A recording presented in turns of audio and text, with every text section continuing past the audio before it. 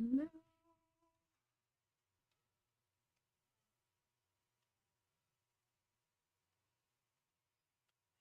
welcome to my sewing room. It is a absolutely beautiful Friday afternoon in Calgary, and I am here at my sewing room. My name is Leah. Um, One of the many cool things that I get to do at my sewing room is teach classes. So today oh, is that working? Do I have audio? Do I have audio on?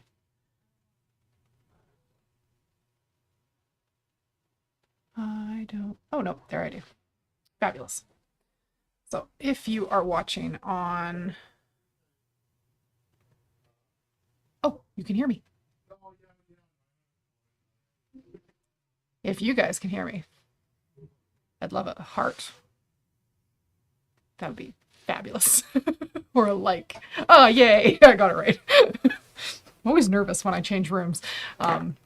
We've got 2 spots to film, and this one has the machine I wanted to show you guys today. So I'm upstairs today. So I thought what I'd do this afternoon is give you guys a brief tour of the My Design Center feature that is available on many of the Brother machines, and give you a little bit of an idea of what My Design Center could do for you. And if you were in the hunt for a new machine, it is a great time to buy a machine right now, either Brother or Bernina. There's cool sales going on with both. And we're just at the beginning of February 2024. So in case you stumble across this video later, there's always cool stuff happening here in the store, and we'd love to help you find the perfect machine for you. But knowing more about a machine before you go shopping for one is always helpful. So I'm going to pop over onto our Brother Luminaire XP3 and show you guys one of the really neat features that I absolutely love. I don't use it often, but sometimes it is the perfect tool to get the perfect project all sorted out and figured out. So join me over at the machine, and we'll have a little look-see at what My Design Center could do for you. So right now, I just woke the machine up, powered it up, and it's got this lovely little screensaver when we first turn it on. So I'm going to tap the screen, and that gets us to our home screen for the machine. So you can see the regular features. There are sewing, embroidery, Disney, and My Design Center. So I'm going to start with the My Design Center today. So My Design Center is your basic tool on board the machine to do some basic digitizing. And lots of people want to be able to create something super unique, or take coloring book images. You can do all sorts of things. So I'm going to show you a couple of the tools in here, not all of them, because this is definitely more than one little live stream video worth of content. You can scan images in, but today I'm feeling like a little free form, and I feel like doodling. So the way I'm going to approach My Design Center today is just free form.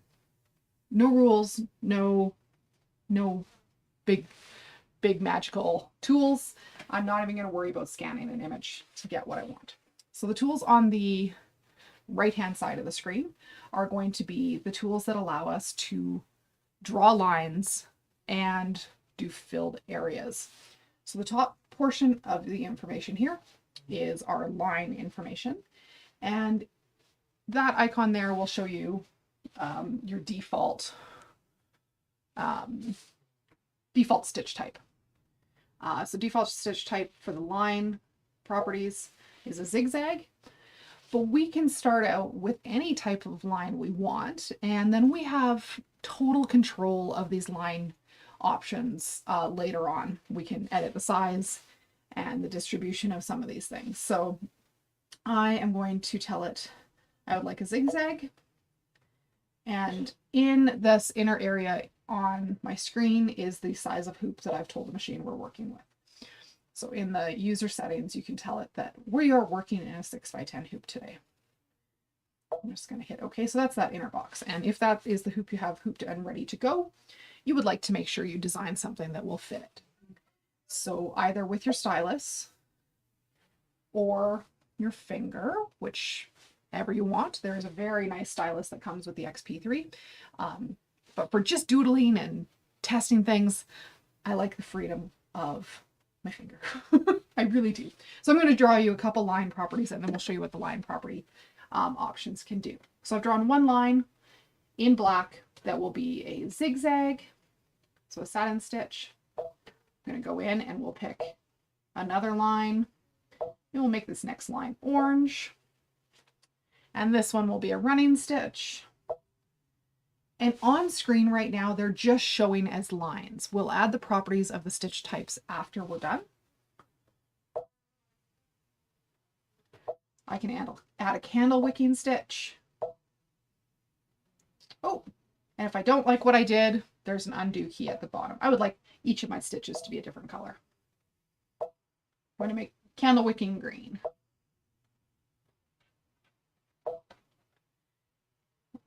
Go and find some red. This is a cute little decorative stitch.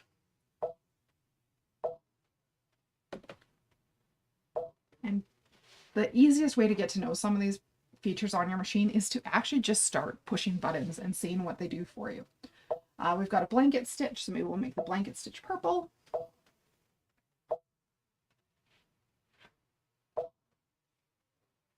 Got this funky little decorative stitch.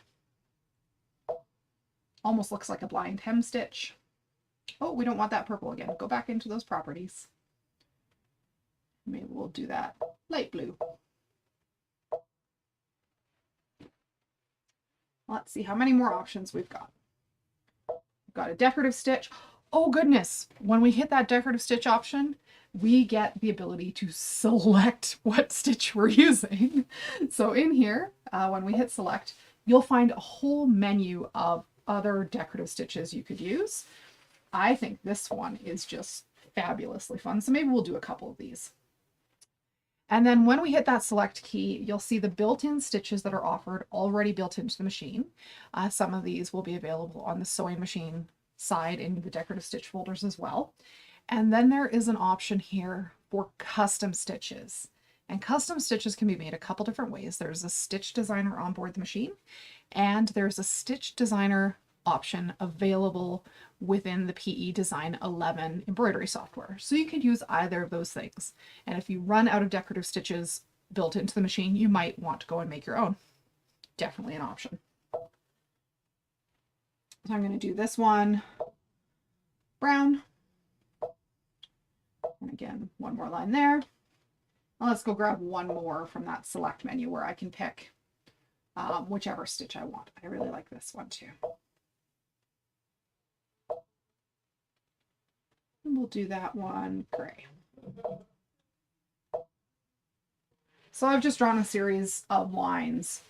Right now they don't have the stitch information attached to them, but they are lines that could be edited further. There's an eraser tool if we wanted to erase. We could erase parts of them. But if we just focus on the line properties that are available and want to start using the control we have to set the stitch details on these, we would hit next. And for each line type and each line we drew, we have the ability to alter stitch details. So right now, we're just at the 100% zoom, so I'd like to zoom in a little bit better so you guys can actually see those really cool stitches that we drew. And I'm going to zoom in even more for you guys. So we can scroll on screen up to the top. Should be able to scroll. Oh, the pan tool. The hand will let us move down. So the very first line we drew was the satin stitch, and it opens with the default parameters that are built into my design center. That absolutely does not mean that you need to keep those that size. Right now the machine is measuring in inches, so we can make our zigzag width wider if we wanted a bigger, wider satin stitch.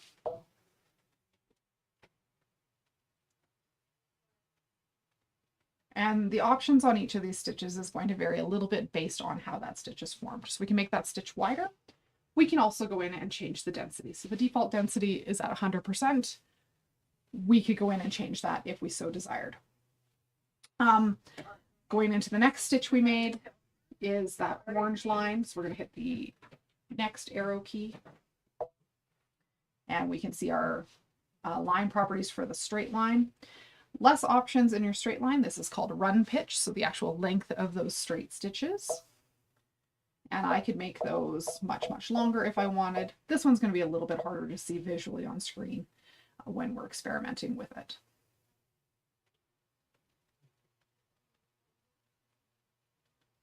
We can change that. I can hit that next key again. And we're into our candle wicking stitch. So the candle wicking stitch is neat in that you can change the size of both the candle wicking stitch itself and the distance between those candle wicking stitches. So if I increase, I'm going to increase pretty drastically here the size of my candle wicks.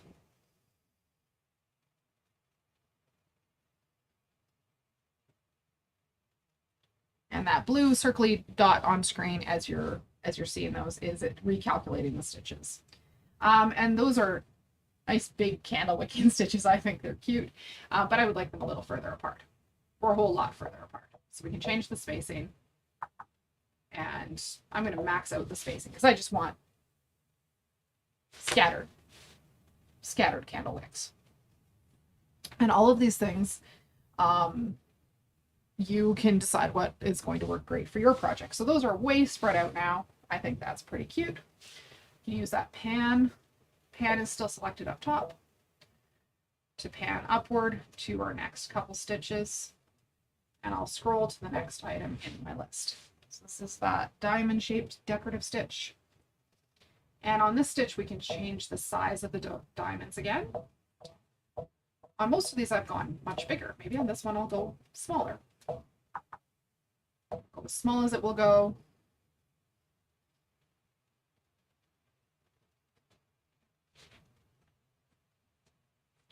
And we can change the number of times it stitches over each area in here to change the thickness.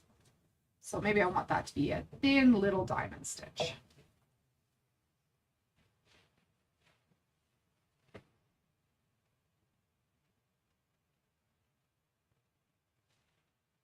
Next up, our options are into our blanket stitch. Blanket stitch, as you'll see, has way more variability as to what it can do for you. We can change the length of the bar into the blanket stitch that you would generally use to go into your fabric if you were using this for applique.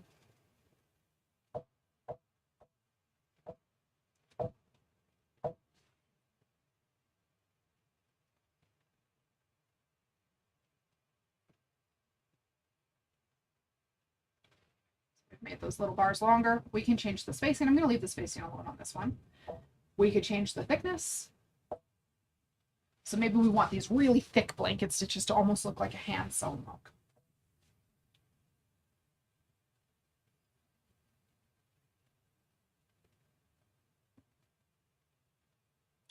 And another really cool option we have is which side of the line are those blankets going to.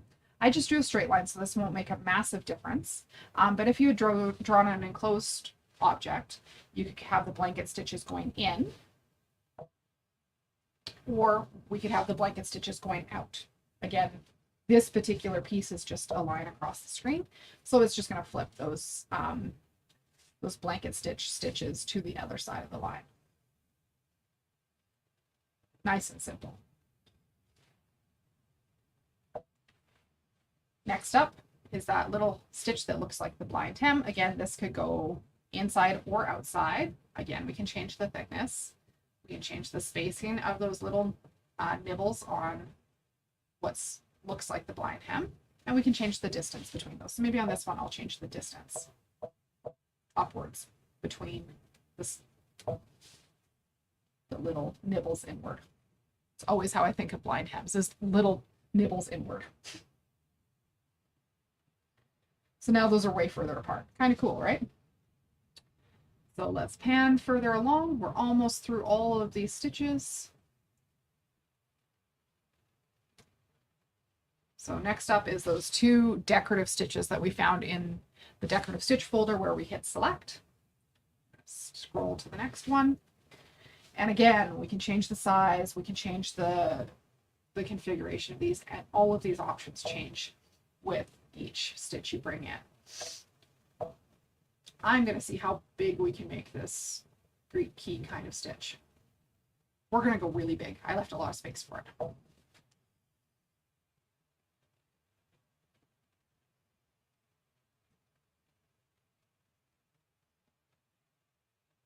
It's way bigger. Those are like an inch and a bit tall, almost an inch and a quarter tall, which is very cool. We could again change the distance between them. Just gonna spread them out.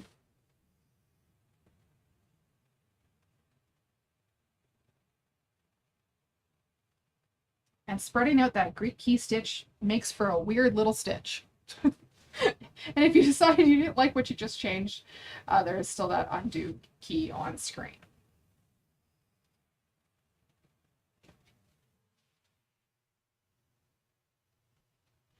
And we have one more line stitch to change and edit. On this one, we can change the baseline for the stitch. So this will flip it inside or outside. Again, if this was an enclosed object, not just a line, that would make a bigger difference. And this one, let's spread this one out and see what it looks like. So right now it's like a nice, perfect little feather.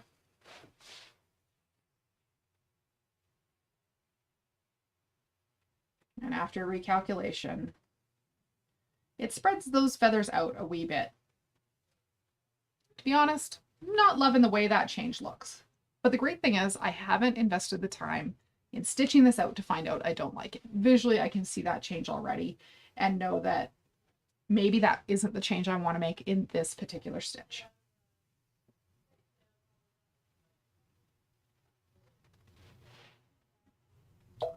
But maybe I would like it a little bit bigger.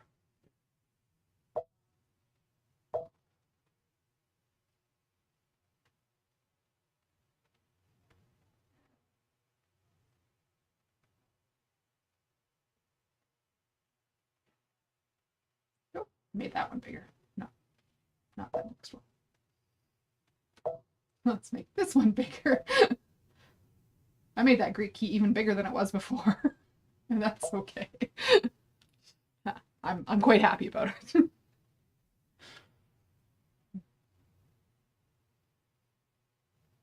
Very cool. So I'm gonna just zoom out, let you guys have a little better look at everything we've done. So from that initial design phase of just lines on the screen that it's hard to visualize what's happening with each of those decorative stitches, and into this editing screen where we can have that complete stitch control, is really empowering and gives you so much flexibility.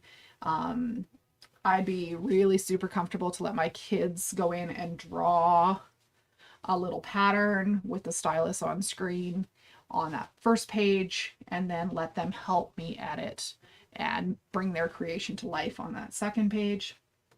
You can do some really cool things. If you want to be able to carry on and make changes after you test sew this, if you hit memory at this stage, we can save this to your machine and come back and edit in my design center. If you don't save at this stage, it will turn into an embroidery file that you are no longer able to edit any of those stitch properties. So definitely recommend, if this is your first time doing it and you are doing a test, like I often say, there's 2 kinds of embroiderers, those who test and those who wish they tested. If you come in here and realize that you don't like what you designed, you want a different size on one of those decorative stitches, you want a different distance that the blanket stitch nibbles in, you want your candle wicks closer, we're gonna hit that memory key and save to the machine.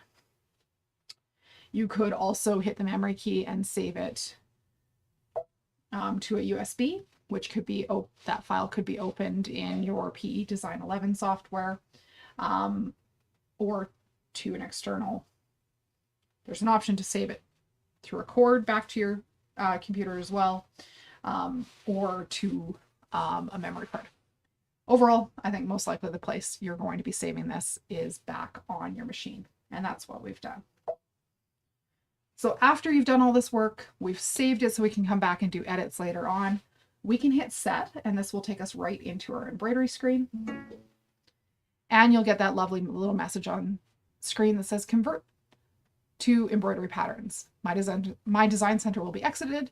Okay to continue, and to embroidery edit screen. So this is where we're going to be able to do any final placement that we want before we go ahead and stitch this cool little file out. And at this point, we could save it again as a finished embroidery file. So memory here, we'll save it as a final embroidery file where you can no longer make changes, and you'll be able to access both those files from the memory. If you want to do any further changes here, you have your edit key where you can go in and do a little bit more sizing. This won't allow you to change the size on all of these pieces individually, but I could change the overall size and try and maximize my hoop space if I want to see these a little bit bigger. I could move, I could rotate, I could mirror from here as well. And then our final option is to go ahead to the embroidery screen, and this is ready to stitch. So that is your brief tour of just one small segment of my design center. I hoped you enjoyed that, and if you want to start building your own designs in my design center, we'd be happy to help you get your hands on Brother XP3. Select other machines also include my design center, but there's definitely the most power on that XP3. So very cool things in there, and I hope those of you that do have the machine benefit greatly from today's little demo. So enough about XP3s for a minute. We are still here in store with some cool things going on. I heard just before coming live that if you had plans for tomorrow and next Saturday that all fell through, you could still come in store and make a tuffet. Turns out we have a space or two left in the class.